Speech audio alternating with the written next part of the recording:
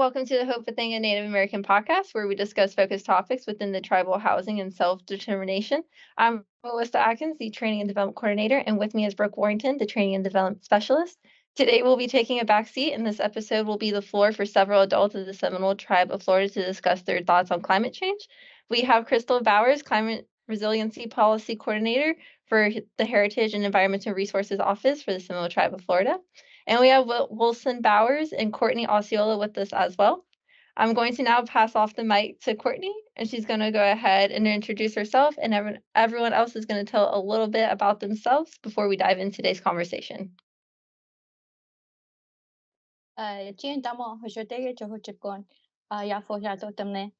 my name is Courtney Osceola. I'm a member of the Bird Clan, and I'm also a resident of the Hollywood community. My name is Wilson Bowers, Bird. I grew up in Big Cypress. And I'm Krystle Bowers. I'm part of it's now the EPO, Environmental Protection Office. We're not HERO anymore. We changed our name. And I'm in the Climate Resiliency Program as the Climate Resiliency Policy Coordinator. So I just wanted to ask you a few questions. So what got you interested in climate change and why do you care about it? Should we go ladies first? You can go first, yeah. You can go first. What first got me interested in climate change? It's hard to say. I feel like it's kind of instilled in us by default. Same as the environment, because we live off of it and we need to do what we can as a cycle. It was given to us by the creator and we were placed here by the creator. So those are gifts that we're meant to take care of. So, I have some family members, they say they're not, they don't have green thumbs, especially Hollywood, they call us city natives. But at the end of the day, it's not formal training or formal education.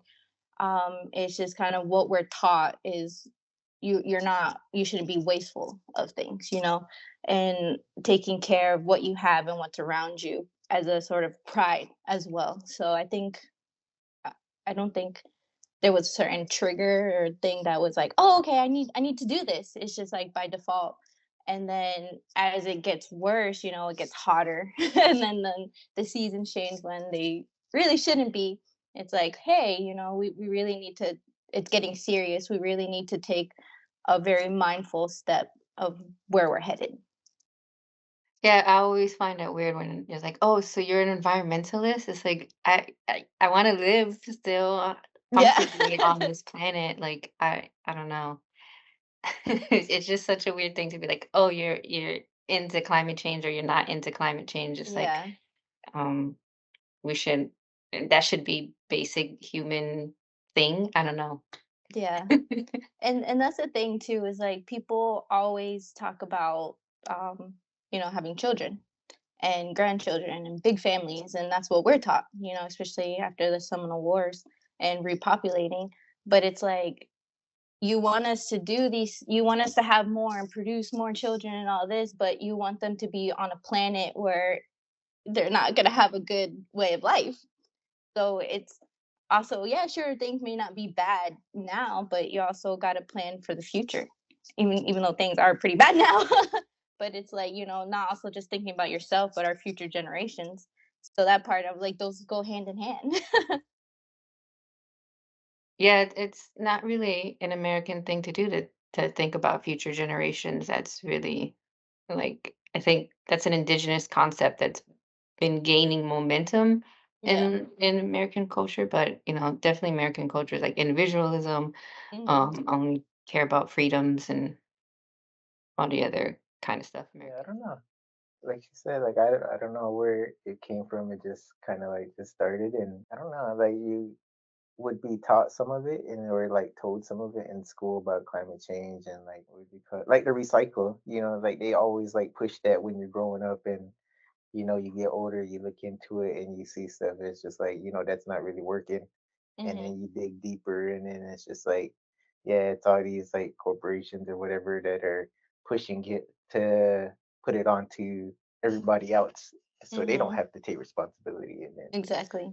yeah, like stuff like that. And then it just gets crazier, like the deeper in the rabbit hole you go, and you start seeing things a little bit more. And it's I don't know, it's like what can I do? And then I just like got this little plot of area around the house, and it's just like, well, I guess I could just do what I do, and you know, I won't really call it like a green thumb or anything either. Just like throw it in the ground and see if it works, and Mm-hmm. you start seeing like some things are adapted to like over the years you start seeing how much hotter it's getting. So you start seeing what like grows a little bit more and what does and what doesn't and what's having a harder time. And I don't know, it's just a lot. It's too much going inside my head. Yeah, Like coming from like coming from Big Cypress too, you see it like not everybody out there, but like me and my family, like I grew up around like, raising cattle and all of that, and then you get older and then like now you see all this stuff coming up. Well, I don't want to say stuff coming out, but it's like you the more you researched and everything, and it's just like what was it, Krista? Like the world is like producing like more beef than it needs, and the world is like eating more meat than it needs right now, or something like that. But yeah, it's it's like going into like like four stuff percent like of the that, and it's like going into stuff like that, and then it's like, yeah, I mean, like maybe it's good at some point, but then there's like a point where you got to cut it off because they're knocking down all these fucking, I don't want to say like wetlands, but greenlands, green areas Mm-hmm. to make stockyards. And I don't blame anybody, but they don't see the full picture of what raising cattle brings in, like Mm-hmm. into like what would you say, like contributing into climate change and like greenhouse gases and whatnot. Mm-hmm. So it's like not only do you have the cows in the pastures, but they don't stay there the whole time. They go to stockyards and they go to slaughterhouses, and they have to clear out areas for these animals to go and sit for periods of time. And like all that takes time and energy. And then like to clear out areas, that's a lot of heavy equipment and machinery, and a lot of exhaust into the air. I think that's the problem with overconsumption. You know, people not knowing where and when to stop, like their limits on things, and knowing, and that's important of knowing what traditional foods are as well, and how to go about that, and sustainability.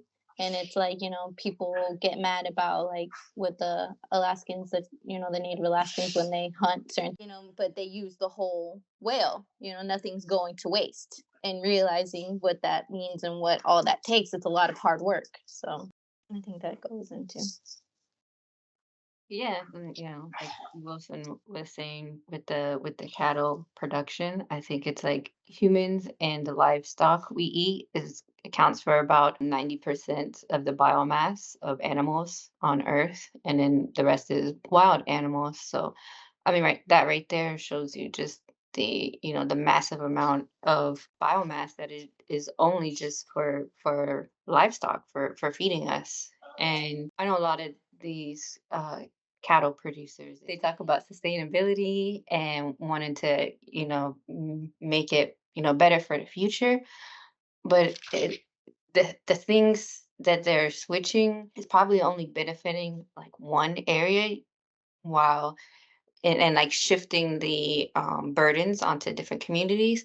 But it so you can't see it really, but it's still affecting us all. It's like so like the number one consumer of soy and like plant products is cows. We slash and burn so much forest to have these farms for cows. And we're eating very unhealthy animals because they're farmed to be unhealthy, because fat is flavor. So we're eating really obese and unhealthy cows and chickens and pigs and any other kind of animals, and we're just like conditioned to be okay with that too. I mean, we used to eat very lean animals, very spread apart. It wasn't 3 4 times a day. It Mm-hmm. was maybe we got a deer and that was the food for the week, and then Mm-hmm. we were eating veggies Stretch for it out. yeah, exactly. Yeah. But all that fat is just so tasty. Like if only they didn't make it so good. Just kidding. Yeah, yeah, But that yeah. was a thing too. We, especially younger when I was younger, and my dad was the only one that was enrolled. So my mother and all five of the children, we weren't enrolled Seminole yet.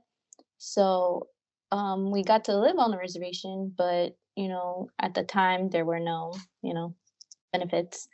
So whatever meat that we had, if we didn't finish it, it was spread out throughout the week too, because we couldn't afford to be able to keep buying and buying and buying and buying. So all of this is a new concept, I think, to actually all the generations, not even the younger one, because we get an influx of, funds that we're able to live a lifestyle that we never had before. So it kind of is like a brand new concept of, oh, I can go to the nicest places and I can eat the best this and the best that, or whatever, instead of like, do I have to do that? You know? That's what I think anyway. Yeah, when I first found about Wagyu beef and Kobe beef, like that, that like kind of like changed my world, Mhm. and not realizing it was like it's super unhealthy because there's Yeah. like super fat. Yeah. But it is good.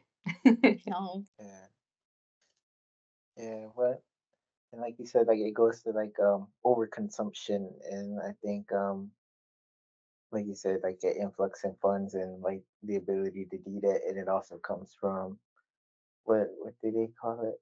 Generational trauma. So Mhm. it's like whenever like they said, like during the wars, like we had to like move and move and move, and like Mhm. maybe we didn't have a time where we could sit for a long, like well, an extended period where we could get more food. So it's like I don't know. I don't know if it does. Like it's just my own little way of thinking and like connecting stuff. It's just like maybe that goes into like you see a lot of the older people too, like what do you call it? Like hoarding.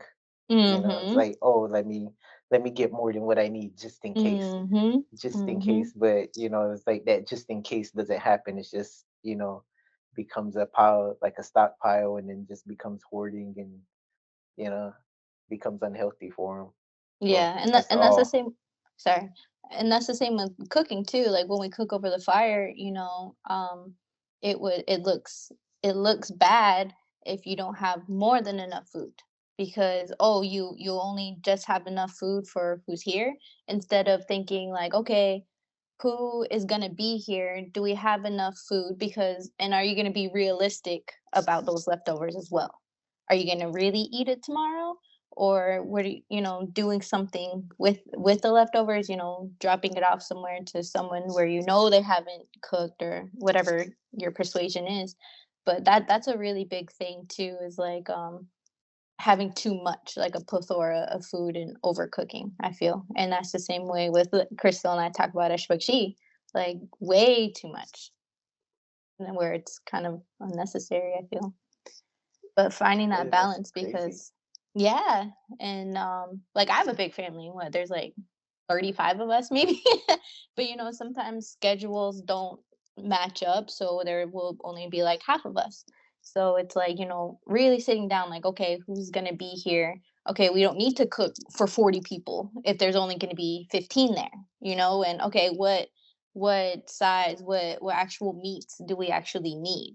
And not needing to buy more than that's necessary. And do we even need that much meat?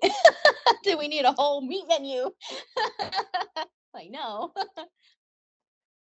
Like gotta buy the same amount of beef, pork, and chicken. Yeah, oh my gosh. A lot of my family members are cutting out pork though. Yeah, so we'll see how that goes. I don't really eat too much, but I'll eat a good pork belly now and then.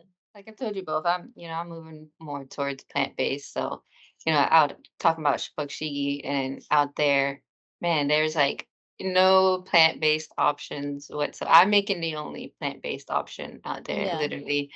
And even like, oh, I seen somebody made some like potatoes. And Haley's like, oh, I seen that they were cooking those in bacon grease. I was like, oh man, I can only eat so much. Then like, Yeah. I'm like, I'm trying to become vegan, but Mhm. it's hard. It really is. Yeah. It really is hard to become vegan, and I don't think I'll ever be like. There's no such thing as a perfect vegan. Mhm. People, make their exceptions for certain things like their cookies or desserts, whatever. And I think mine's gonna be ramen because it's so dang good. I love the ramen eggs, Yeah. and but just even moving towards a more plant-based lifestyle is probably one of the best things you can do for climate change.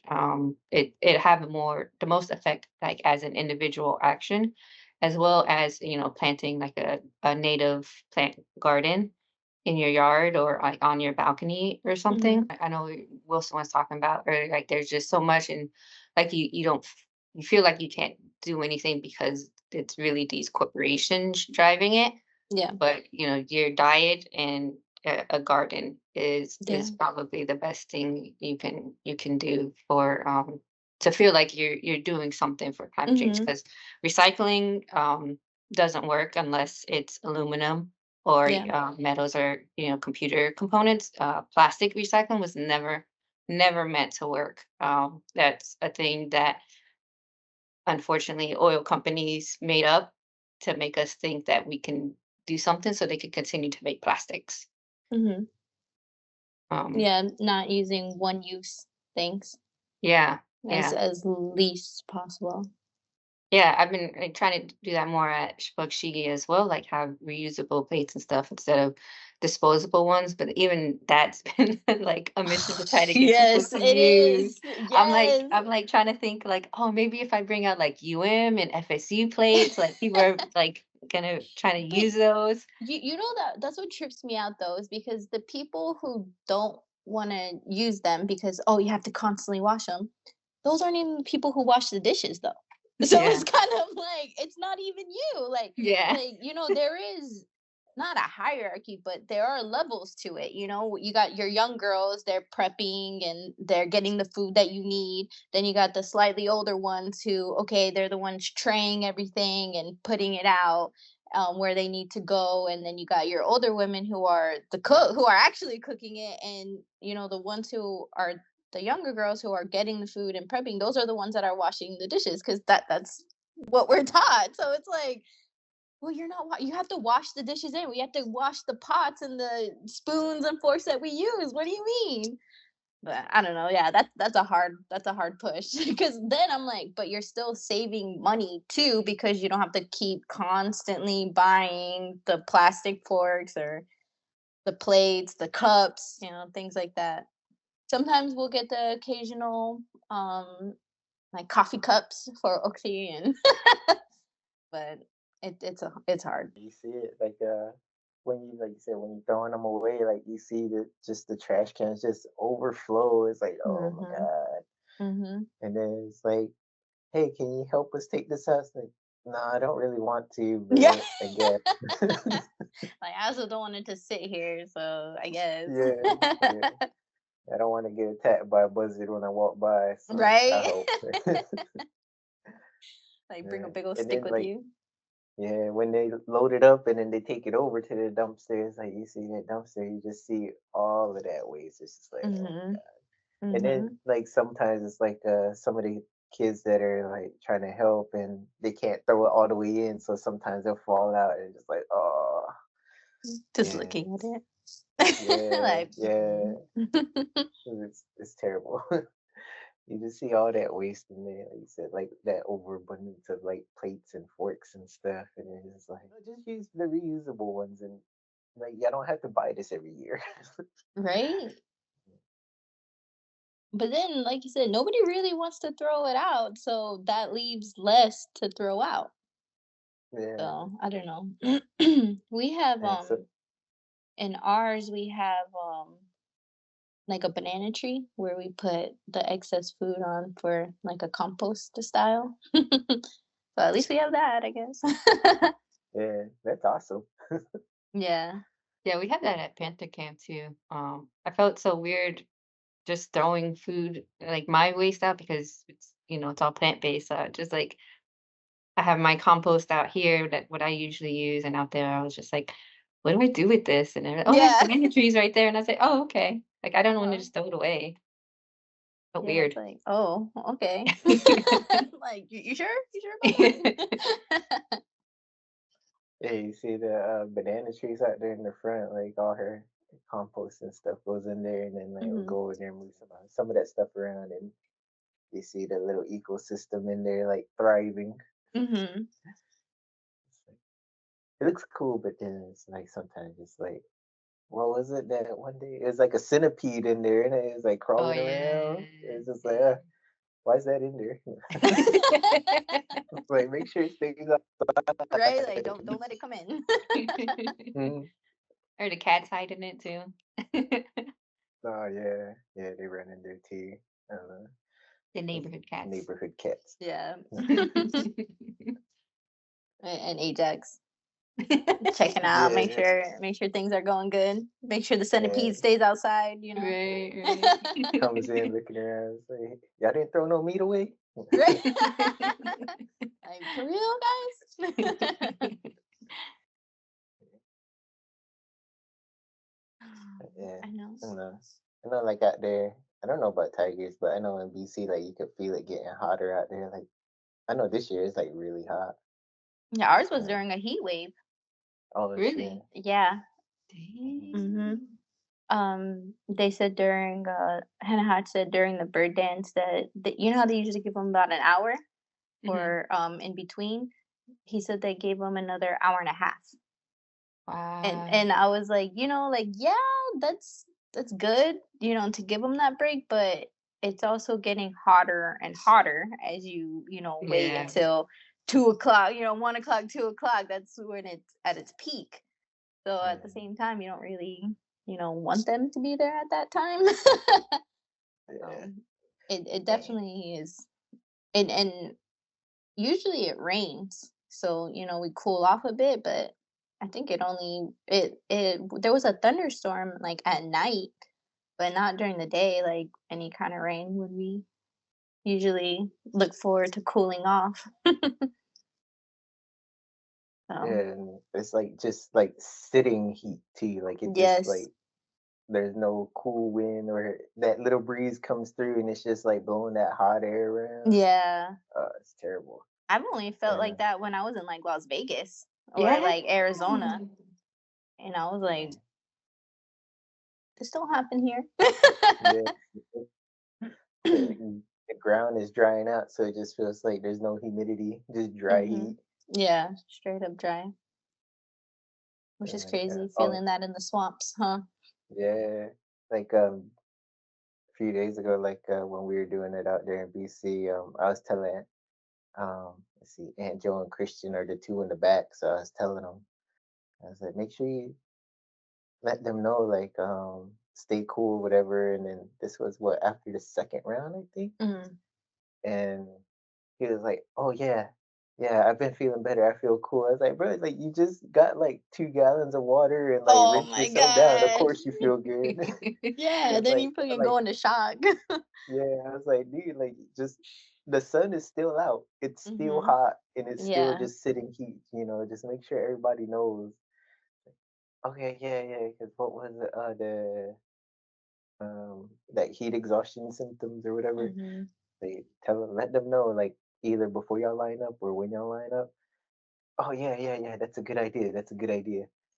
Like yeah, yeah. Like the heat's not going nowhere. It's just sitting Yeah. here. Like Hmm. under Chickachoby was sitting under there. It's just getting hot, just sitting there. Hmm. So it's just like I imagine how it feels like just for the women sitting around in the camps. Like I was they're gonna say, sitting in that or in the same cooking heat. chicky, huh? Yeah, yeah, Yeah. Crystal. Oh my Yeah. gosh. It was Crystal in so there cooking. hot under there. Holy crap. Hmm. It was rough Crystal in trying there to cook. cooking when she's supposed to be fasting. Yeah. It was really hot though under the chicky this year. Cooking. Yeah. Holy crap. Just that fire and the heat together. Yeah, Jeez. and the smoke constantly in your face. Oh yeah, I found the smoke each time somehow. Yeah. Maybe it was following me. Ooh, I'm Yeah, just kidding. just being lazy. Even we cooked on Monday out here, and it was just so hot that it was just eating up the wood, just going through, going through, going through, going through. And we're like, golly. Dang, that's what I was doing too. I was wondering. I was like, is it Hmm. supposed to be burning this fast? I don't cook on the fire that much, Hmm. so yeah. Only when there's no humidity in there. Right. Like, cause we cooked there recently. It's not like we haven't been under there. So I Yeah. was like, oh gosh, here we go. Yeah, that makes But sense, huh? Burning that wood like chain hmm smokers in it, just like yeah, pretty much. Yeah, it's so Yeah, bad. essentially. But that's definitely how it felt. And then that's the thing too, is like when people want to eat like it's hard to not make such fried foods because it's hard to cook really anything else out there, but it's like you don't even want to eat either because it's so hot. Then you got fried and it just it's not a good feeling. Not a good feeling at all. That's why I it's like appreciate the hot people who and bring out fried food. watermelons. Oh, I know. Yeah. You got to stay ready. I Thing know. I somebody was had brought out some sliced watermelon. Okay. I don't eat watermelon that much, but I grab like 2 slices and then grab like 2 bowls of like oranges and a bowl of mhm. sliced apples. Mhm. And they're like bringing in like some fresh food. It's just like, that smells good, but it's Like I too don't even goddamn want hot it. for that right Yeah, now. like I don't even want it. Like maybe in the AC would be better, but Right there. I know we had to pull it out. We had to pull out our watermelon. They're like, "Who's gonna cut it?" I was like, I drew the short stick. I It's like, this is hard, guys. never know how to cut a watermelon. I always do it different each time. There's so many ways to. Yeah, as long as it gets cut, it don't matter, Right? Right. huh? As long as there's enough pieces for everybody. I just was like, all right, cut it in half. Cut it in half again. All right, cut it one more time. All right, now we're slicing it. I don't even know. Oh. I think the last time I cut one, it was like I just cut it like an orange, like you said, just like cut it in half and turn it over, and then cut it Yeah. into like 4 slices. Dang, big watermelon Yeah, pieces. Yeah. Uh, it's like this is as far as my cutting goes. right? Like you didn't say how to cut it, you just said cut it. Yeah, yeah. And I see know what that like they Crystal's always always come crying around across. about watermelon. I just I'm about to restart doing hydroponics. I got a bigger one than the one that I had earlier, so hopefully, because the other one, man, it just grew like crazy, got out of hand. So maybe this one will be a better setup for me. That's But awesome. this one's gonna be inside though, I guess. And it's just set it by one of your walls and let it crawl up the wall. I know, right? The whole house. Yeah. I wanted to do something like that outside. Like I wanted to get that netting and then get those plants there with those like vines and stuff that'll crawl up to Yeah, like the like the gutters. ivy. Yeah. One day. One day. Right. We'll It's in get the there. plans. I'm trying to plot out, Hector and I are trying to plot out where we can put like a few outdoor beds because I want to get chickens again too. Oh. Yeah, hopefully, but make it better so they don't get stolen. Yeah. They They need were Yeah. some like awesome. they need trees to keep cover from like the hawks and stuff. Yeah. That one and just where I had them, um, it kept like breaking, so they Oh, would get really? out anyway. Yeah. So and just having Oh. a better idea of like what kind of space they're gonna need too, because they were those things were plump. Yeah. Yeah. Yeah. So they outgrew a space pretty fast, a lot faster than I expected, but my family doesn't have a history with chickens, so I was the experiment. Sorry, Golden Girls. Yeah, that Well, was her that's like chicken's names, Oh yeah. yeah, right? The that's like Golden all Girls. gardening is, just like experiment. Yeah. Uh-huh. That's that's cool. And it's good because the kids, like my nieces and nephews for the podcast. Well, that's what I mean by the kids. My nieces and nephews, they don't really have like a lot because, like I said, so some of my sisters and my mom say they don't have like a green thumb, so they get nervous to kill things. They think they have a black thumb, they said. And then so the kids don't really know like what to do or how to do a lot of things, or like what to grow or how to grow it, and I'm like, I don't know either. You just try. That's anything with life is worth a try, and sometimes you fail, sometimes you have a success, but it's better, you learn more than not doing it at all. So I was like, you can't be afraid sometimes it doesn't grow, and also being patient because it doesn't grow as fast as you think it will. And that's with everything, I feel, especially now, like the steps we're talking about is planting a garden.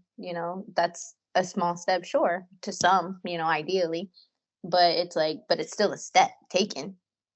Yeah, So it's worth a try. Everything's worth a try at least.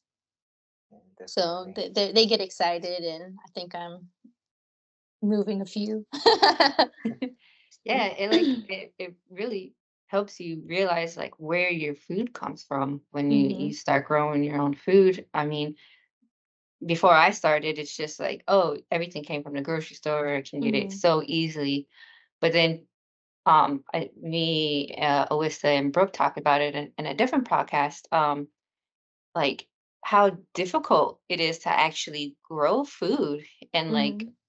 it to fruition where you can actually eat it. Like I've been trying to grow watermelon for like years now, and it's just not been successful. And I finally have one that I'm hoping it looks like it's going to be a good one that I'll be able to eat. Hoping that I'll be able to get that one, and it's just shown me like you know appreciate farmers for everything that they have contributed. And yeah, it might be a system that is really not good for the planet, but I've been fed for all these years thanks to them.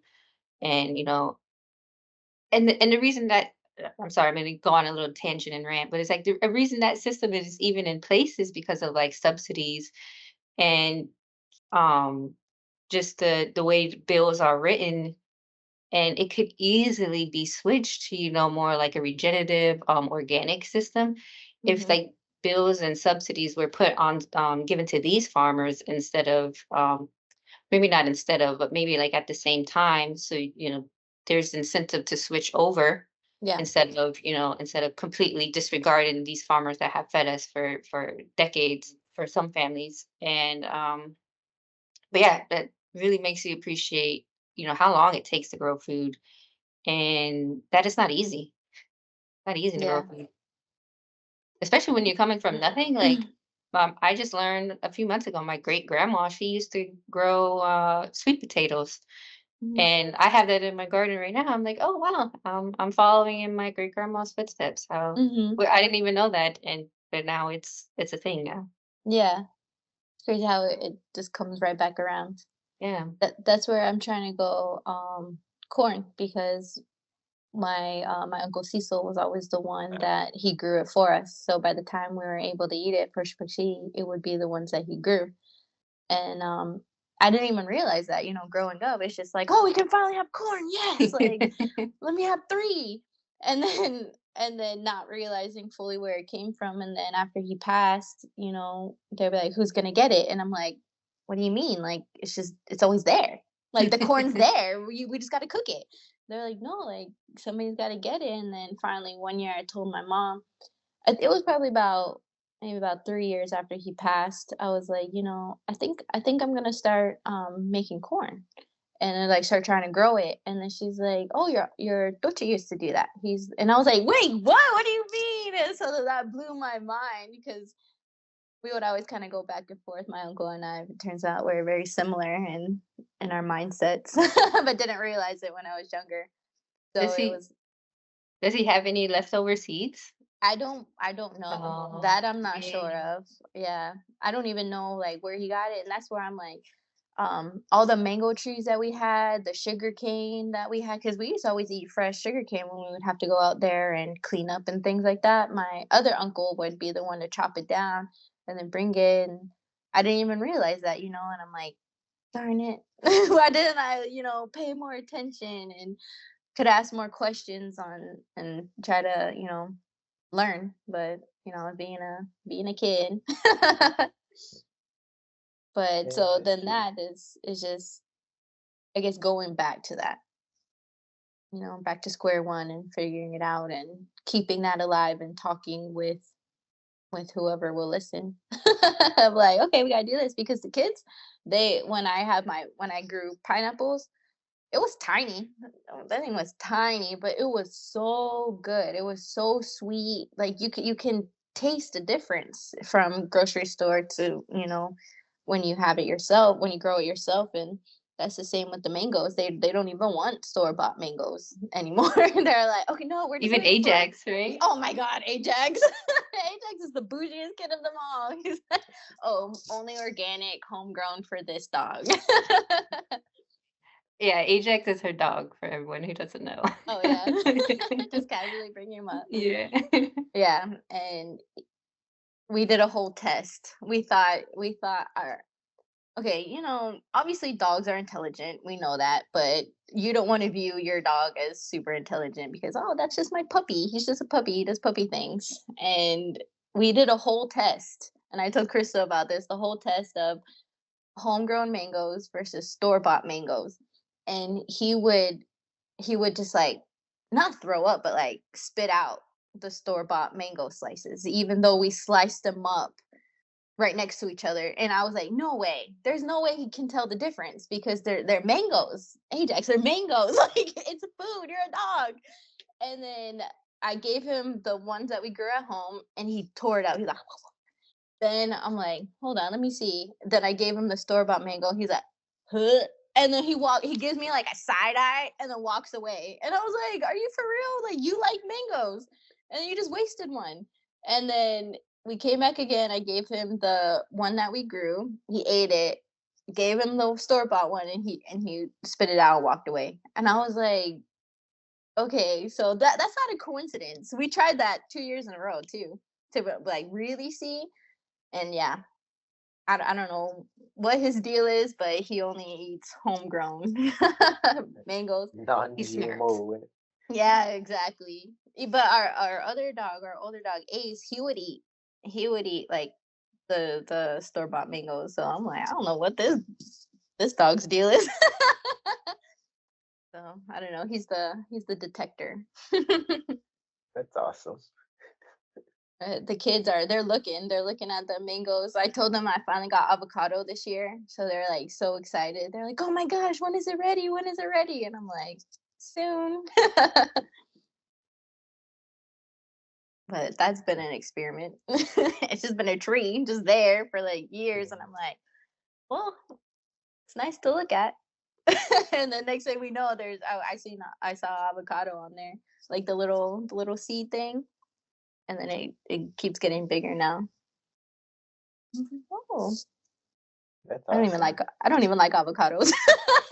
Oh my gosh. I love avocado. She's Yeah. gonna walk by in the mornings and grab it. Right? She's gonna be like, oh, Carrie wanted to say hi. Yeah. I know. They're all claimed, so don't worry. Yeah, there's a couple with your name on there. They carved it in. Yeah, right. Okay. Yeah. And then you got Dijon. She's got a few. Then she'll take it and she'll be like, Hector, can you make me guacamole? I Like, mean, that's the best thing you could do with them. even though she knows how to make it. Oh. And he's just like, okay. But yeah. She just wants to make him do stuff in it. Right? Yeah. I feel like it always tastes better when somebody else makes it though. For sure. For sure. it like triggers something in your mind. Like this was made for me. Tastes that much Yeah. better. Like I can taste the love. But yeah, so we'll see how everything goes. Because I I feel want to like it's do, harder to grow out here though, yeah. like with And the you have to bird. really, Yeah. you have to really pay attention to the seasons too. Mhm. Like really pay attention. And I'm not good at that. I always forget because I'm Yeah, like, and you oh man, It's another day. and you yeah. have I'm to like, get seeds that are like really adapted to South Florida too, which I'm yeah, not really good at either. I just like go hmm to the store and buy some seeds, and it's like, oh, these seeds aren't really good for South Florida, yeah. and then I'm like feeling all sad that they didn't grow. Like why? And it's like, Yeah, oh, that's why. yeah, yeah. Make them grow. Right? Throw them out there, let them adapt. No, hopefully, I grew like strawberries one year, so I want to try to do it again. But man, those ants got to them so fast. Yeah, the bugs get to them a lot. I was like, They they're usually the fruit that has like the most pesticides on them, like when you buy them from the store, yeah. because of the bugs. And then after I saw it, because I was like, oh, this one's gonna be perfect tomorrow. Like it's gonna be ready. And then I went and there was a bunch of ants on there. I'm like, that's why there's pesticides on everything. I get it. You know how long it took me to grow this one strawberry? Can I just have one thing? And she But had man, some growing in the bed out there. Was about a year or so ago. There was a really bright red one in oh there. I was like, no. man, that one looks good. And then I think she put like one of those cardboard shoe trees under it so it can like sit off the ground. Went and looked at it one time and turned it over. It had a big old hole on the backside. I was like, ah, those stupid bugs. Right? Gosh darn it. Sometimes you just gotta cut that part off and keep going Right? at it. Like I eat worse things apparently, so Yeah. like this can't be the worst thing. True, I'm Like, this like, should be flavored. right? Extra protein. I was gonna say Yeah. protein. Have you grown anything else? Mm, no, I've been I've been slacking on it to be honest. I got caught up in life, Yeah. so I'm finally trying to make more time for it because it's really important, and that brings me more happiness than work. So Definitely. yeah, so I'm like, that's definitely when I was at my happiest when I was outside all the time, getting dirty, moving things around. So that's why I was like, okay, I really need to set something up here. Because even now, like, we have like a lot of birds. I always call our yard like a bird sanctuary. So, I'm trying to kind of set things up more so we get more visitors.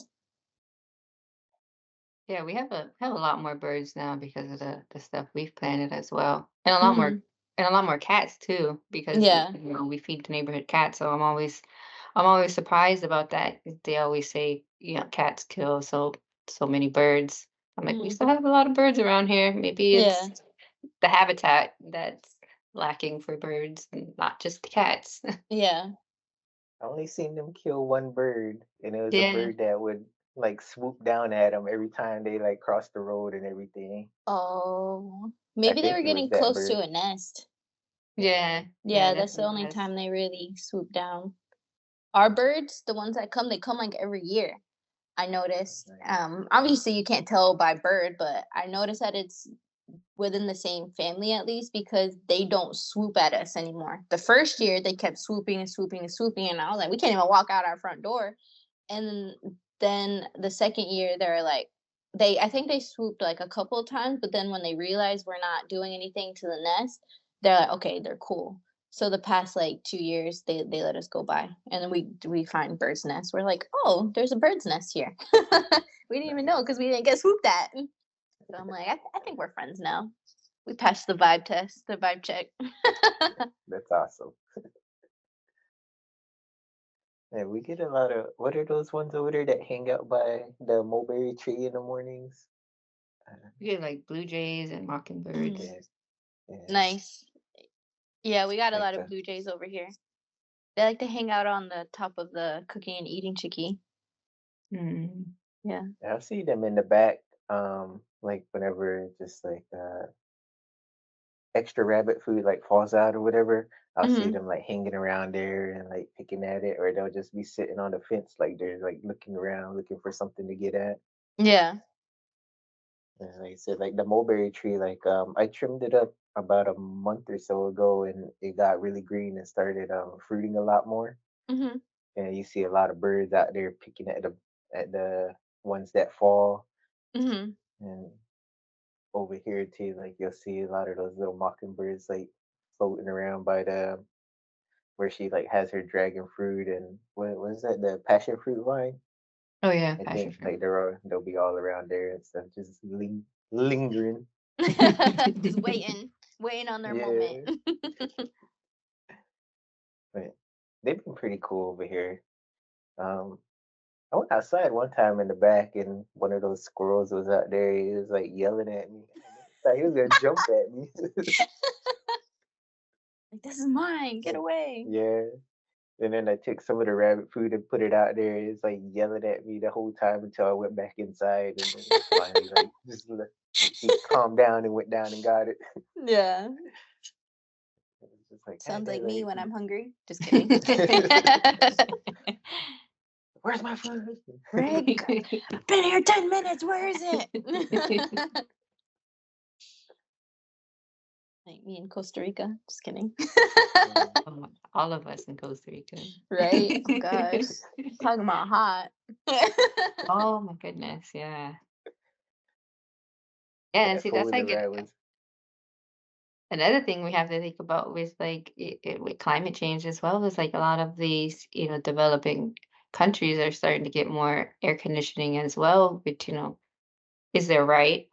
And when we were in Costa Rica together, like none of the restaurants, not one had air conditioning. Like they were just all outside and, you know, we were trying to get at least some AC throughout the day, because we were doing a lot of outdoor activities, but then we have to eat as well. And there was just no cool down until the end of the day. Mhm. I can't even imagine living there during the summertime. That must be so hot. My gosh. I feel like it's a different lifestyle too because that's what we were talking about. Like Hector was like, everyone's not living in a rush. So it's like here we're so used to I got to get there, I got to get to point A, now I got to get to point B, then I got to get to point C. And he's from Bogota too, so that's Mhm. the busiest city in Colombia. So he grew up with that, with a fast track mindset. And then I'm like, yeah, because it's a different lifestyle. They're chilling, they'll get there, and they know that they'll get there. So I think it's like, okay, and you know what, like, let's stop by the beach, let's cool off, or let's go to the river. That's the difference too, is that they're not rushing around and they're enjoying their time, I think. Because we were like, oh, we got to make this and we got to make that, and I was like, I don't want to do any of that. Like, I want to take a nap in the ocean or something. But man, even the water was kind of hot in the when I put my feet in. Yeah. So It I was don't warm. know. I don't know where they cool off. I didn't find the Man, secret spot. it was hot in that when we went to that chocolate tour. We went into that Oh little greenhouse man. part. Oh, that Yeah. was hot.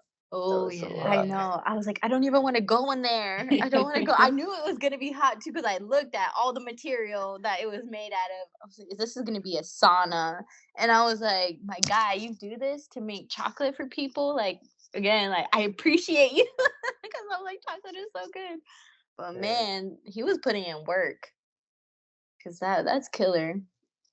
Yeah, that was hot in there, and then like he hangs out by that little fire and everything. It's like, what? Mm-hmm. Like, that's crazy. I Mm-hmm. mean, do what you do, but that's wild. Yeah. Like, I respect that from afar. Yeah. Yeah, and he still made chocolate like the old fashioned way too, like not with Mm-hmm. like big machines and stuff. Yeah. That was cool. And no milk, right, in the chocolate? No, No, was none. there sugar? I Not I don't sure. remember. I'm not sure either. I think there might have been maybe like a small amount, Mm, but even then, I don't think so. No alternative milk. Oh yeah. His name in it, Max. Yeah. They Like, asking Max. for it. Like, Max, do better. Come on, man. Like, this came straight from the goat, straight from the cow. Whatever the milk came from, it came straight from there. You don't gotta worry about nothing. Yeah, his garden was interesting too. He is kind of like permaculture. Um he had like what was it, mango trees, right? All up in there. Like and underneath he would have pineapples The way and that he set it up was to like one tree was to protect certain plants because it would divert it. Like it was all diversions for Mhm. animals. And I thought that was insane. I was like, this guy's a genius. Like what? It just Yeah. looks random. It just looks random. Like, oh, right there, there's a pineapple. Right there, there's another kind of bush. Or over there, that's a tree. And it's like, why would you do it like this? And then as he was talking, it was like, yeah, the mango tree protects this tree or this bush, and so it distracts the squirrel or whatever, the monkeys and this, so that can grow. And I was like, wow, that makes a lot of sense. Right? It's like indigenous knowledge almost, if he was Right? indigenous. He's That's indigenous awesome. to over Like, there. yeah, seeing Right, all of that right. and then walking through it. Yeah, Hmm. that's very cool. And no, like, no concreted paths, nothing to take Yeah. away from it. Yeah, You have your set path, sure, but nothing to take away. So yeah, Yeah. that was one of the most interesting things that I've seen in a while. Because And you it go just to, oh, go ahead. I was saying he just accepted like the wildlife there as well. Like he knew it was going to be a part of the system, and maybe sometimes one of the monkeys would get into the chocolate, and it was just part of it. He knew it was going to happen. Hmm. and that's crazy. What is it? Is that one of those trees in there? It like had those big ass thorns on there too. Yeah. Yeah, it's like, oof. I mean, like I understand it to be in there, and maybe it's growing wild, but man, like that, it's like, oof, that's vicious. Right. Really protecting that, For whatever real. you're growing. Just how it all works together. And because I was kind of expecting, I went on a chocolate tour when I went to Hawaii. Man, this was about 8.5 years ago now. And we went on a chocolate tour, and it was very, very different than than the one we went in Costa Rica. But it was more kind of commercialized, and like you could tell it was different. But I like the one in Costa Rica a lot more. The one in Hawaii, it was nice and all that. But you could tell it was more for like producing and like mass production of things. Um, so it was like a different setup, and yeah, like you were saying, it was more like indigenous style. It seemed like, or some people say artisanal. Oh yeah, yeah. Yeah, but caring for the land and caring for what you have and the inhabitants, like the animals and things like that, was cool to see. I'm like, man, what other tours can I go on? Right. Like, so much to learn. Now Costa That's Rica cool. does like such good for their environment. It is so amazing to see like how close like nature and wildlife were. Like Hmm. we were only like 10 minutes from the hotel, and there was monkeys there. Hmm. And at the hotel we could hear the howler monkeys in the morning. Yeah. It Hmm. was it was so cool. And now it's just like, I mean, I'm sure not in the main city. There wasn't that as much natural area as Hmm. where we were, but there was still a good amount in the city that I saw Yeah. a lot more than the U.S. cities. Yeah, for sure. And the green around there was awesome too. Like when you walked outside the hotel room, you just looked around and it was just like all green. That was very awesome. Yeah. Feel the fresh air. Yeah, for real. It was a different type of air too. Yeah, yeah. I know the tour guide said they pay their residents to convert like farmland back into native and natural lands, and that's how they're able to have so many green and native areas, and it's something that should be adopted really everywhere. I mean, Costa Rica Yeah. is doing a really good job protecting their natural systems. that where he had his chocolate growing, it almost seemed like what do they call it? Like a food forest, like Mm-hmm. turned into a food forest where it just like all goes into each other. I thought that was cool. Thought that was cool about that. And then I seen somebody had sent me a video about that too on IG. There's a guy on there talking about it's like don't grow a garden, grow a food forest. It's like, well, I mean that sounds good, but not everywhere can do that. Like, but is it Cool garden. realistic? Yeah, Yeah. yeah, Like, shoot, right. everyone wants a food forest, and everyone Yeah, wants, homegrown things, but is it realistic for everybody? And then yeah, also some people end up feeling shame from that, like, oh, I have a garden when I should just build a food forest. So, this is pointless. It's yeah, not the math think that, but you shouldn't try to affect people negatively for it. yeah, yeah, definitely. And Like, they you said gonna like build a it's food forest for me? Because I would love one. right, right. I think that guy was in like Costa Rica somewhere too. It's just like really, like you're in a very tropical area, Yeah. like not built up city Hmm. with natural soil, not field dirt. He's getting mad at someone from Arizona. Why Yeah, don't you yeah, have Right. a food definitely. forest? And they're like, Yeah, "Hey, why don't I have one?" Climate change talk, it always comes down to food, right? Always comes back to food and food sovereignty. It's just, for everybody listening, climate change it will affect everything, literally anything in your life. It'll affect, and food is probably the number one issue, at least for me, and in the program that's in the climate resiliency program. That's what we like to focus on: food sovereignty, and we're trying to push that, and get gardens on all of our reservations. Actually, just on Monday. Um, Jessica Turtle. She's the 4-H head 4-H leader right now, and she just reached out to me. She's like, "Oh, I want to talk to you about possibly getting a garden in Hollywood, and the 4-H kids can you know manage it and work it." And I was like, "Oh, that's an amazing we have been wanting to get one in Hollywood and Brighton because we have one in Big Cypress right now." And for Hollywood, well, and Brighton as well, like who is going to maintain it? Like it is a huge task Yeah. to maintain a garden. I mean, Mhm. it's a lot of work. Yeah, I love being out there in my garden, but sometimes it gets really hot, and it's Mhm. just like everything, like you were saying, like everything just gets in the way. You got appointments and work, and got to walk the dog, or whatever it is. It all gets in the way. Somebody needs to manage it. There needs to be like a set person for a community garden, and or they're more than likely going to fail if there's Mhm. not somebody being paid or a group just managing it. And so hopefully we'll have one in Hollywood pretty soon, which would be pretty cool. Yeah. I know they tried to start one at Culture, right? I mean, I don't think Culture started it, but it was placed in Culture.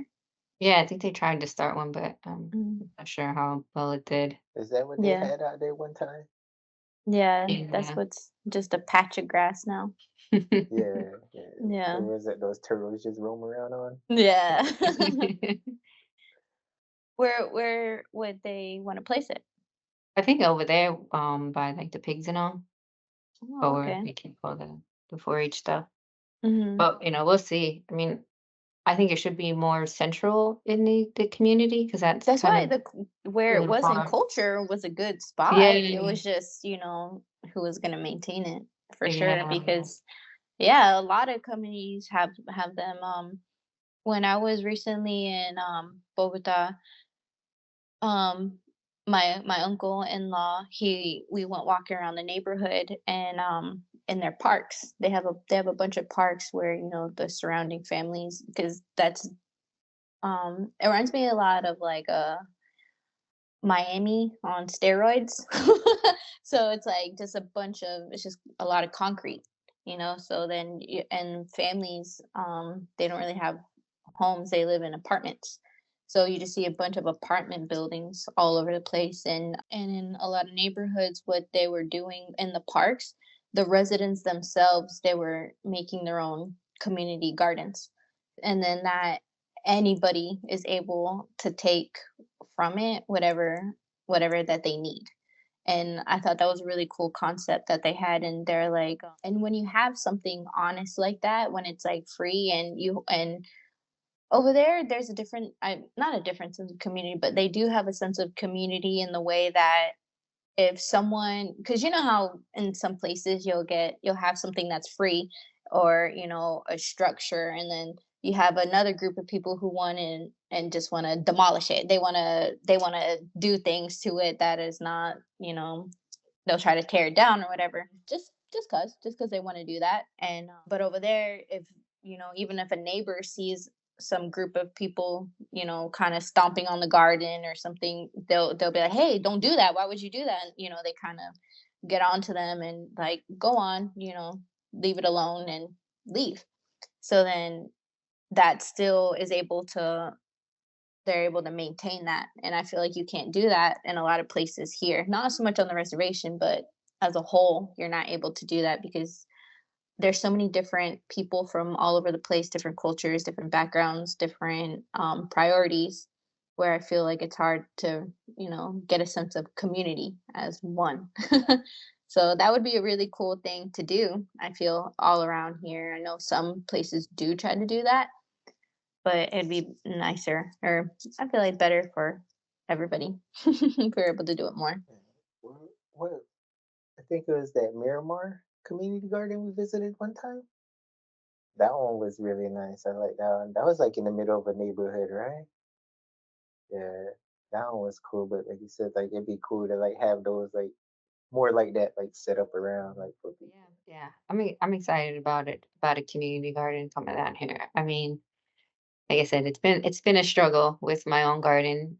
Me and Wilson try to, water it as much as we can, but um it'd be good to just have a community garden where it's, only 5 minutes from me tops. Whereas, I help out with the big cypress one as well, once in a while, but that's like an hour and 15-minute drive for me. So I want to slightly closer would be better, to help out at. So that's what I'm hoping for. It's also hard too, like with how hot it's getting too. It's like you don't want to be out there or like you can't do everything you want to just because of how hot it is, and then you don't want Mhm. to be out there, too late either, because you Mhm. got other stuff you want to do or try to get to. It's just trying to pick and choose the times, and then like I would try to go out and try to water everything in the morning, like before like 10:30. Sometimes I'd be out there at like 11 or so. And I feel like I just need to water myself while I'm outside. Yeah, and just Yeah, cooking. yeah, it's wild. And it'd be cool to have somewhere and then like try to like plant some trees too, like get some kind of shading. Just like over there on your street, it's just bare concrete and bare Mhm. road. And when Mhm. me and Carrie come around walking, when I walk her, it's like she tries to stop right there at that corner where they're constructing that house, and then she'll try to get some of that water from the faucet there. And she just like it seems like she just looks out there straight ahead. She's like, Like, I got this corner, still got this corner yeah. to go. Just look at it. It's like, well, you wanted to go on a long walk. This Right? is what you get. No shade. Right? Yeah, and then we always stop right there, like by Sonny's house. He has that little branch tree that hangs over, Mhm. Mhm. and she always stops right there, and she'll look around like, I'm looking for Ajax. Like, you're just Yeah. taking a break. I Yeah. think Yeah. that's gonna become a really big issue. I feel like with our tribe now, after the recent death, he had a heat stroke and passed this week, and he was only 24 years old. I think that's gonna become a big topic. I mean, we do need to talk about the extreme heat that's affecting us all and how dangerous and deadly it is. Mhm. I don't think we really well, maybe some of us did, but maybe not everybody really understood how extreme it's getting. And it's only May. It's not Yeah. even the hottest month of the year in South Florida. That's August. Hmm. So I I think don't know. that I think that even if it isn't a major topic, it should be. Yeah. Um, that we can't ignore things. I know some people, were taught not to talk about a lot of things, but so much has changed from the beginning. From when, oh, we can't talk about this, we can't talk about that. This is the way it's always been. This is how things are supposed to be. There's too many things changing where we can't progress with what's always been done. That the earth isn't the same. You know, nature isn't the same. I know Miss Donna talks about even being able to pick sweetgrass. So, like something that was always we're used to doing, even the chickee builders and how, the quality of the leaves are, these are our Mhm. way of life, so there's a pattern here, guys.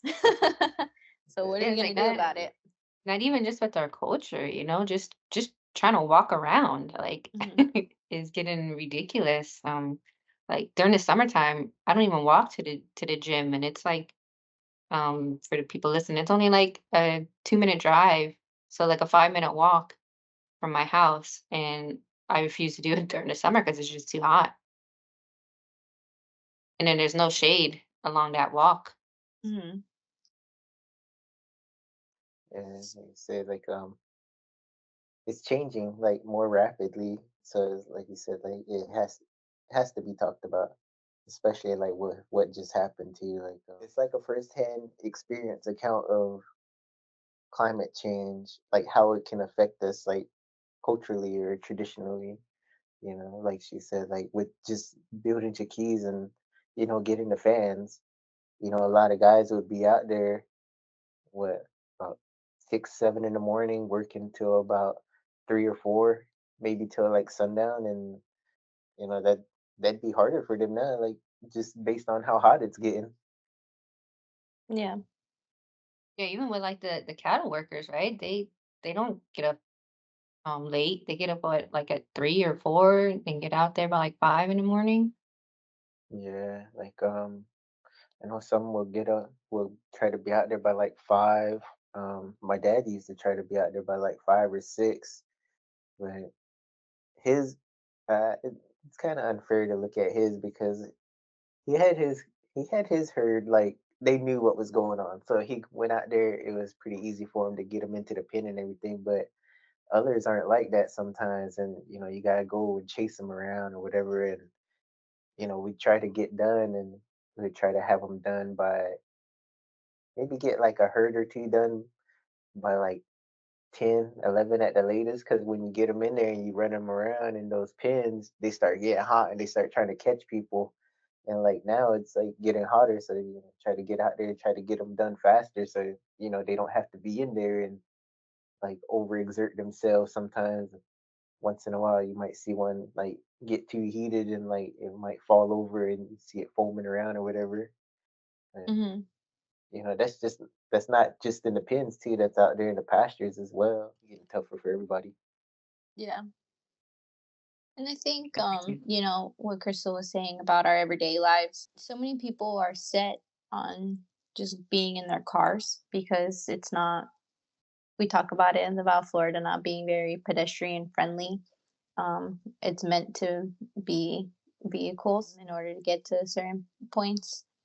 But I think especially for us, like I don't know if it's just our tribe, but I can only speak for us, like on our behalf. I can't speak for other tribes.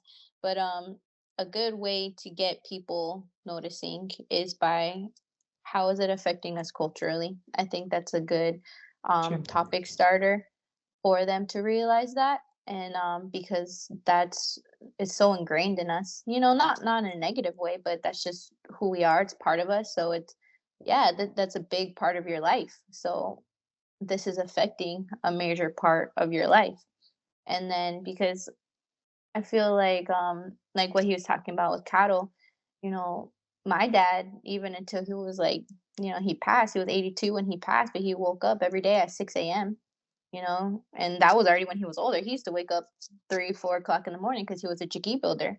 So it was, that's what we were taught, growing up, is like you have to be up before the sun. So then, if it's already up, then you're late. That's okay. Because not everybody wants to be a cattle, wants to raise cattle. Not everybody wants to be a chicky builder. Not everybody wants to, go pick sweet grass. Like, I understand that. There's more options for people. Back then, that was really, we had very limited choices of what we could do, and we had to do what we had to do to make money. But now, because you had to put food on the table, but now we have more options, so I think it's like realizing people of like, what can I now, we can focus on like our health. Now we can work, also focus on fitness, things like that. When, back then there wasn't no working out in the weight room. It was go pick up those logs, go chop that wood. That's your workout. Yeah. So it's like, that's the difference.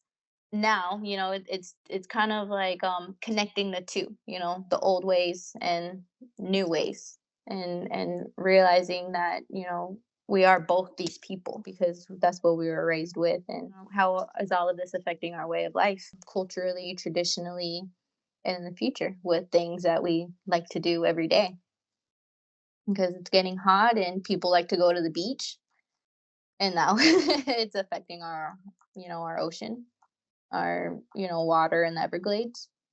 And what you were saying is what we talk about. It always goes to food, and yeah, food is life. And then that was the whole thing about like water, and how is it affecting our water as well.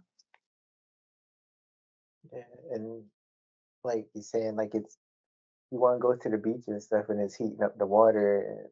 Isn't it like the hot water that contributes to how strong a hurricane is when it comes? So it's like those storms are getting, I don't want to say, well, I guess more erratic and like more powerful now Hmm. because of it. Yeah, remember we were talking about those tornadoes, Crystal? Yeah, yeah.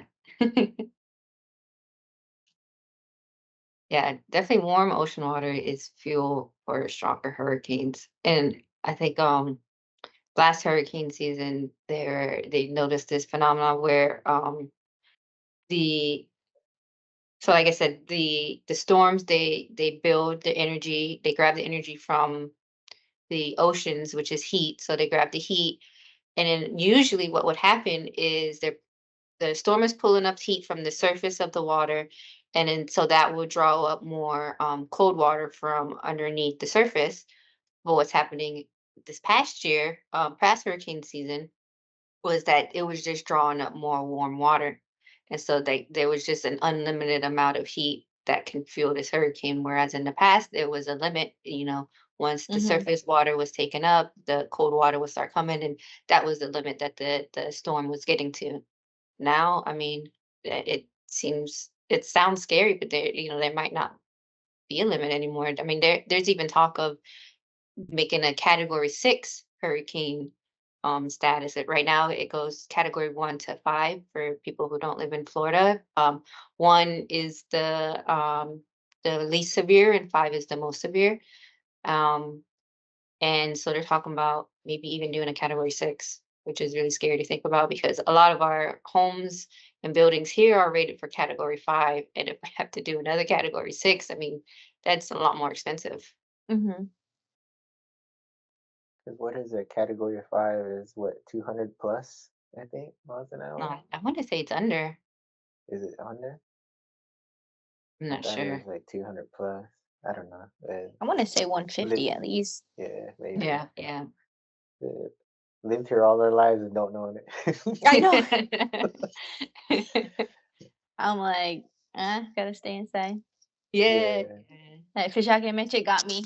He's got me. yeah, Because now, we have to prepare differently in Florida. I mean, taking into all this in consideration, a lot of these models, they're not really good at determining how strong a hurricane will or can get. They're just good at, showing where it will possibly go. the To the spaghetti past. models. Yeah. So, I mean, they could be telling us like category 1, but then it'll like, boom, it'll switch into like a category 4 in like a few Mhm. days. So now it's like before it'd be, category 1. Oh yeah, that's just like, time off of school. Yay. Then nothing to worry about. We'll just have like, a day or two worth of food just in case. But it was most likely not going to be anything. And then but now it's like, okay, it's category 1, but it might turn into, category 4 in like a few days. So, you have to prepare for each hurricane. Like it's gonna get really strong. And Mhm. I mean that's I mean stressful pretty much because of how many hurricanes we get down here. Yeah. So I stay ready so I don't gotta get ready. Just kidding. Yeah, yeah. I mean, we try to do that too. We have like Right. this big old 7-gallon You water know, jug that we just fill up at home. it always gets me because I'm like, I need to go grocery shopping. I'll tell myself that and then I don't go because I get caught up, whatever. I don't make the time for it. And then literally on the news it's like, okay, hurricane coming. I was like, dang it, I gotta go grocery shopping. Everyone's panic shopping and I'm just trying to get fruit. I just need more something like just everyday things. And I was like, gosh darn it, I gotta shop with those crazy shoppers. I was like, I have nobody to blame but myself. Like, don't none of y'all drink water until this time comes around. Exactly. Don't none of Exactly. y'all eat fruit. No. Yeah, that's the first thing that goes is water. Grocery Yeah. stores. That's why I have the gallons too. Yeah, yeah. I mean, that's what I've been hearing more and more. People just like have their gallons of waters at home. It's, Hmm. it's crazy. I don't even like bottled What? water. I I like the red know. water. Yeah. What was you saying one time about the canal system over here? Like in 10 years it won't be able to hold it like handle a regular rainstorm or something. Yeah, so South Florida's canal system is powered by gravity. So everything goes to the oceans. And from the canals to the ocean water, it's only 6 inches of clearance. So if there's 6 inches of rain or 6 inches of sea level rise, I mean our gravity or canal system does not work unless we have pumps that you know Hmm. pump water from one side to the other side. And what we saw back in November during that crazy rainstorm, and then back in April in the other crazy rainstorm um, in 2023 was that a lot of these cities are seeing the effects of it now. We're not able to get the water out of the neighborhoods and into the oceans, or the ocean communities, the coastal communities are, you know, don't want to take all this water, so they're left in communities even further west, and they're just fighting on who takes all this water. They're moving water in between cities, within cities, because they're trying to protect certain neighborhoods. And Hmm. unfortunately, with the April 2023 one, I think most of the communities that were affected, and for a lot of them were people of colors. Hmm. And that's environmental justice or injustice actually right there in action. And unfortunately, I mean, I say this, and a lot of other people say this a lot, like we need to start talking about a managed retreat from our coastal communities, which is going to be a hard sell for, especially for like politicians and stuff, because that is losing a tax base that they don't want to lose. But I mean, that that is where the water goes naturally. Even before these canal systems were set up, the water flowed towards the coastal areas and the ocean. And it's like, well, that's, I mean, how can you have homes and businesses out there where it's this prime area, this where the water will naturally go, and then you're keeping it from going there? I mean, how long can we survive like that with our sea levels rising? It's just something that needs to already start being talked about, and I think it's only just starting to be talked about in Monroe County, Yeah. but in none of, Miami-Dade, Broward, West Palm, that no county, and no other county is talking about it. That it's funny in the ironic way. This is what we converse about sometimes in our water commission meetings. And we have, the tribes developers and like, oh, we ran all these tests and we did this and we did that and we did 100-year storm survey.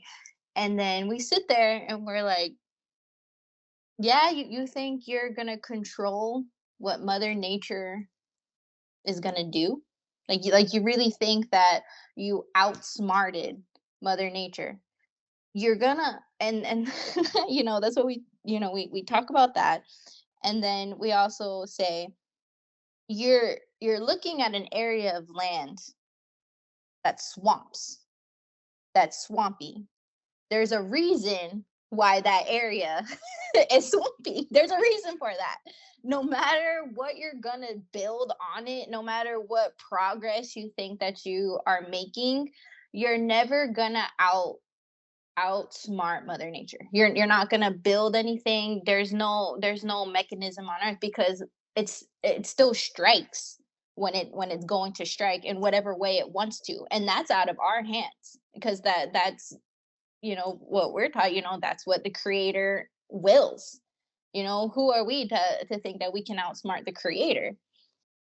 So that part is really funny. So we get houses, saying in Big Cypress, for example, like, oh, but this person is getting mad because their house keeps getting flooded. And it's like, yeah, why do you think that?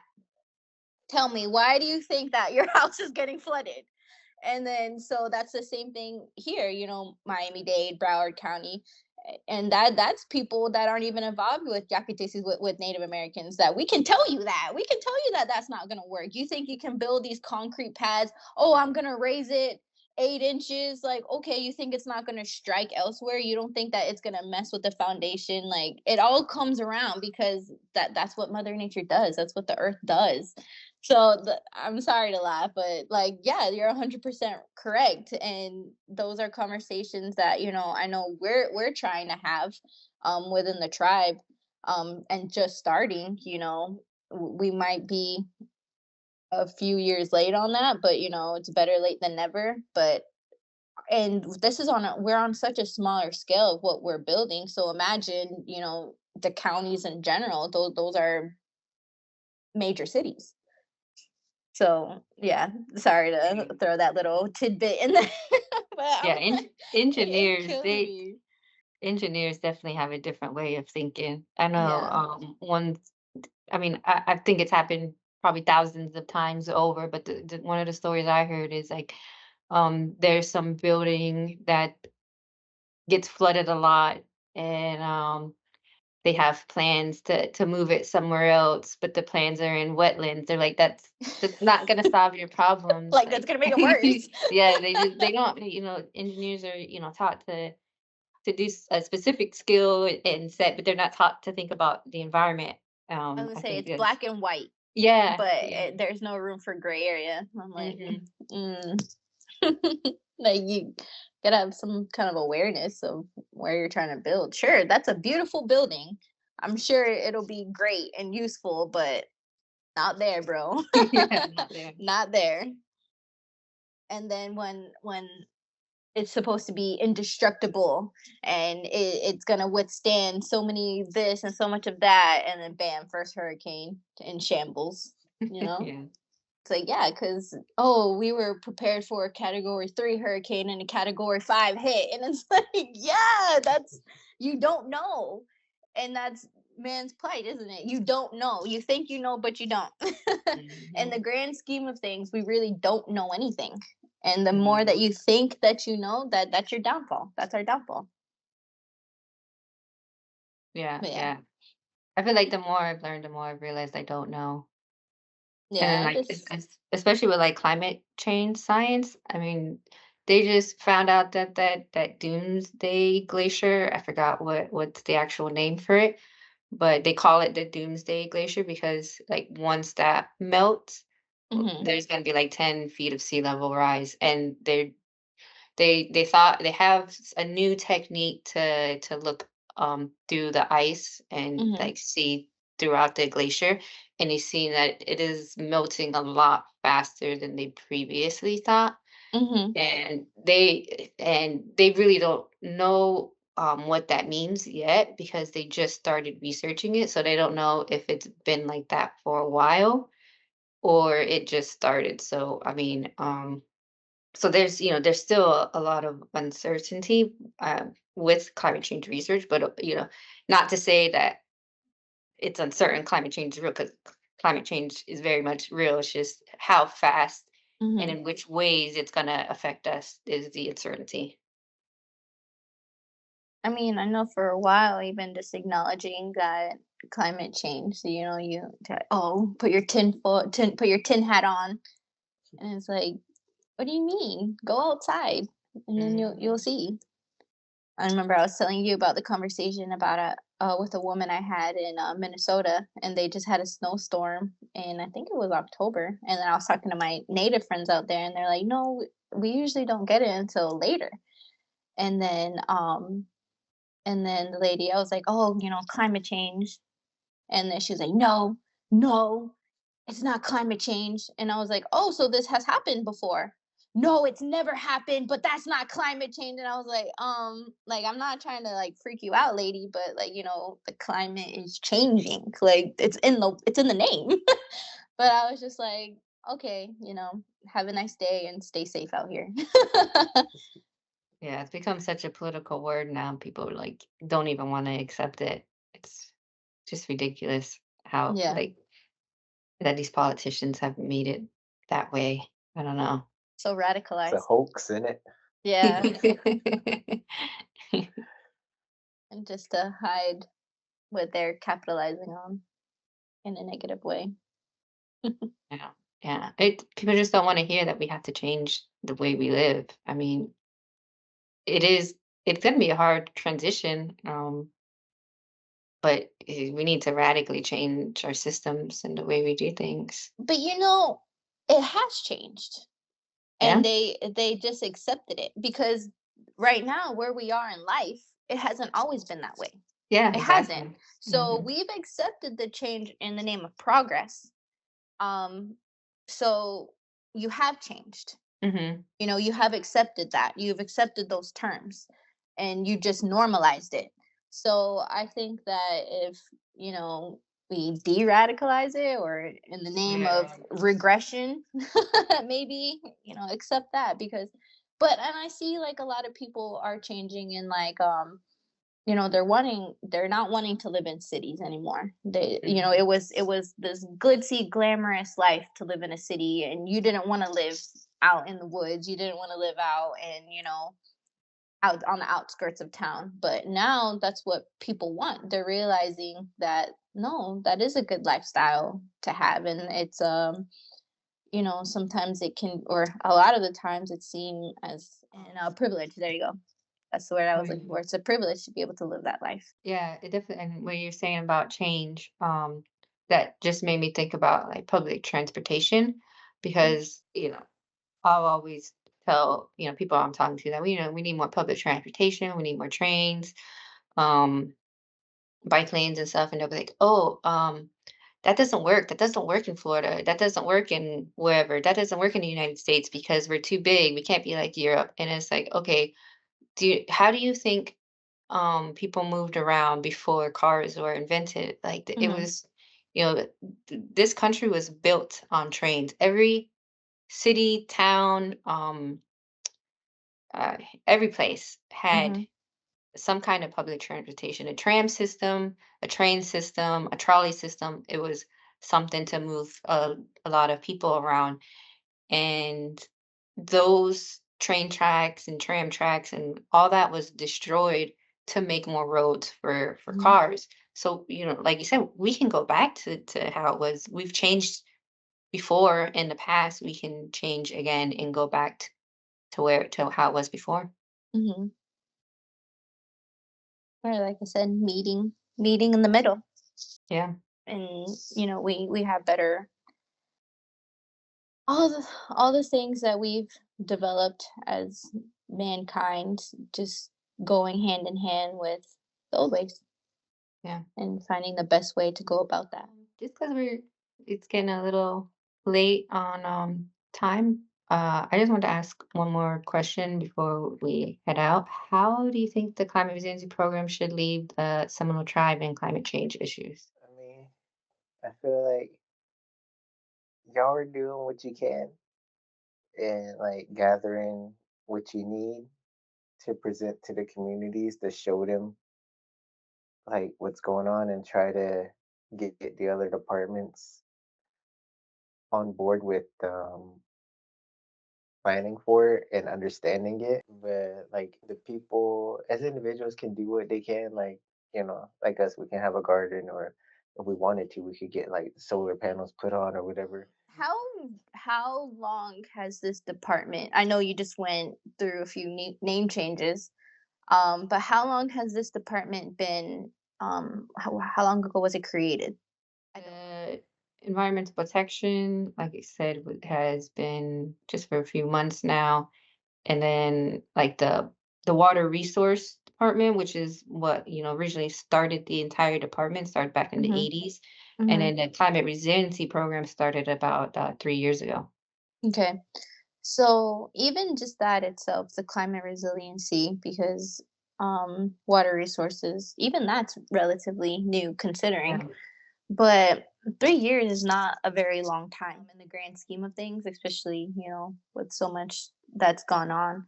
And like our progression as a tribe, it kind of overshadows of other things.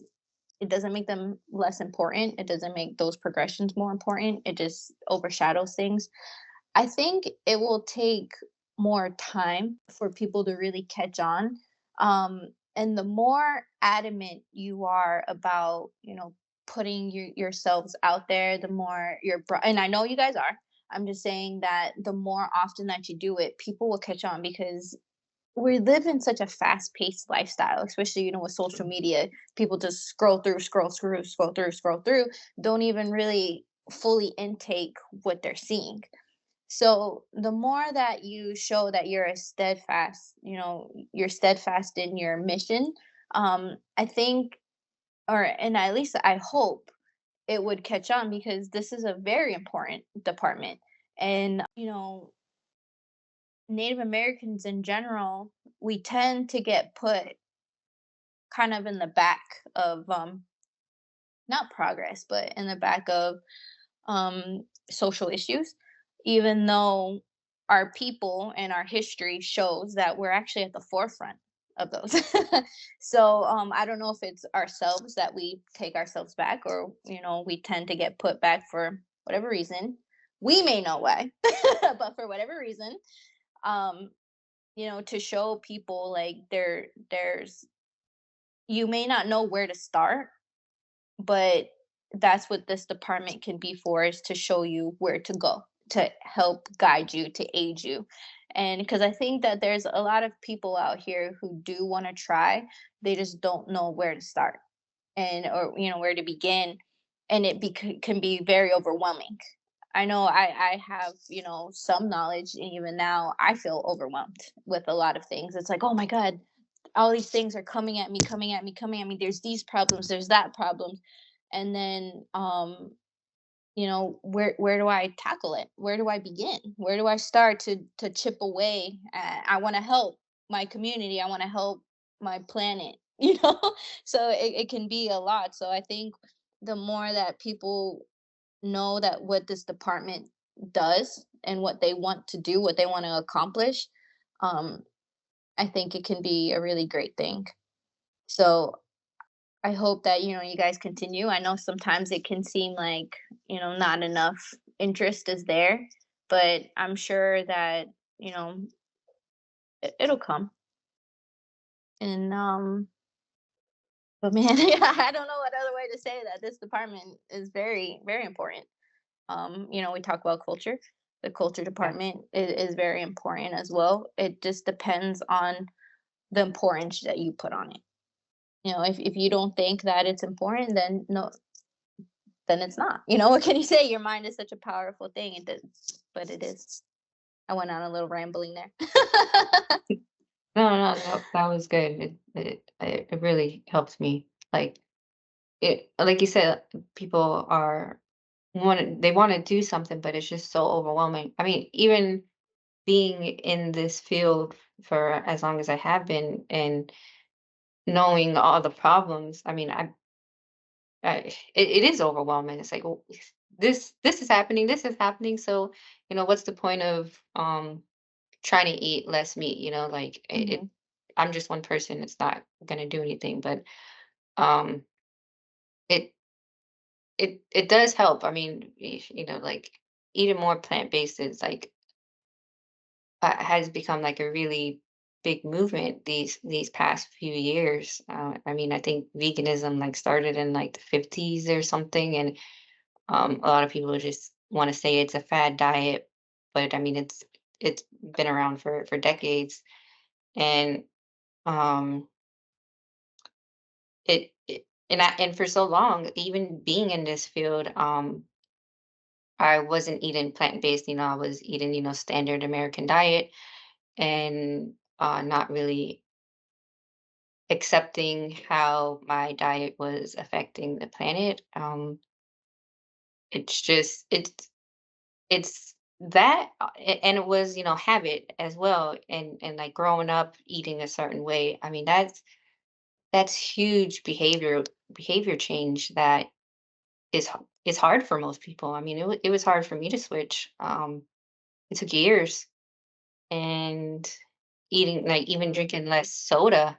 Mhm. I was addicted, and I still am. I just drink less now, and it's going to be a huge cultural shift, which is hard for people to accept and want to be involved in. And yeah, I think, like you said, we just have to keep steadfast in our mission and in our goals, and keep trying to talk to tribal members about it. Yeah. We have a good generation coming up that are trying to be more involved, and a lot of, they're activists. And I think we all are if you choose to use your voice. We all have opinions. And so I think we have a good younger generation coming up that will want to partake in these departments, and I hope that they do, and they should. Yeah. Growing up, I was always taught from my mom and my dad that you can go all around the world. You can visit so many places, you can meet so many people, and the ideas that you learn, you take those, you internalize it, and you come back and you help your tribe and you help your people. And so I hope that that's what they do, because there's so many ways, so many different communities, so many different countries. It's good to learn different ideals. If you stay in one box, you never know what's in another. So our younger people are learning all those things. They get to experience those things that our parents never did, our grandparents got to do. So I hope they take that and use it, because that's our lives, it's their lives, and their kids' lives. Yeah, it's like what's the thing they say? Like everybody's got something they can offer, Hmm. like some form or fashion. Like even if they're just learning, like still have something to offer. They still trying to learn. They still trying to pick it up. And sometimes you don't know who that person knows, like what group they kind of like hang out with, and Hmm. they can go back and teach them what they learned or what they picked up. And like that's kind of like where getting into like gardening for me came from. Like I seen it and then just like, okay, well, let me go ahead and just try it or whatever. And then I feel like that's what some of the younger generation is like. You don't know kind of like what their interests are outside of this or that. But if Hmm. they like show up, be willing to help them and like be willing to show them and share with them, and maybe they know something, Yeah. even if it's just to offer help, you know, hope helping hands is always useful. For sure. Yeah, what got me into gardening was just straight up depression. I was in a low state of mind, and I didn't want to go outside. I didn't want to talk to anybody. I didn't want to do anything. And then, my boyfriend really kind of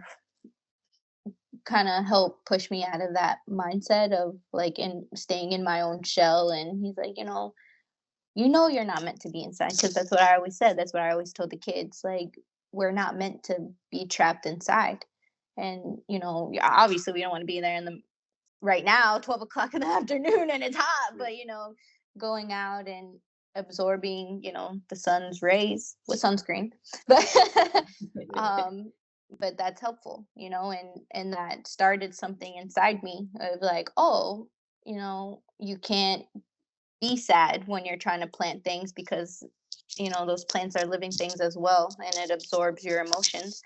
So then that kind of unlocked something inside me, and I wanted to learn more and more and more, and what can I do and what can I do. So the smallest step can take you to places you don't even know where it'll take you. That's awesome. Right. Like you said, you got your nieces and nephews all right there, and they're all watching you. Yeah, making them unload my mulch and stuff. Just kidding. Yeah. Put them to work. Yeah. Thanks for joining us. That's pretty awesome. No, that was incredible. Thank you all so much for being guests. Brooke is just going to do her outro real quick, but we just wanted to express our thank yous and thank you for letting us, sit back and listen to y'all. It was incredible. The conversation was amazing, and I cannot thank you enough. That was incredible. Awesome. Yeah, it felt Thank good. you. Hi, guys. Interesting. Thank you so much.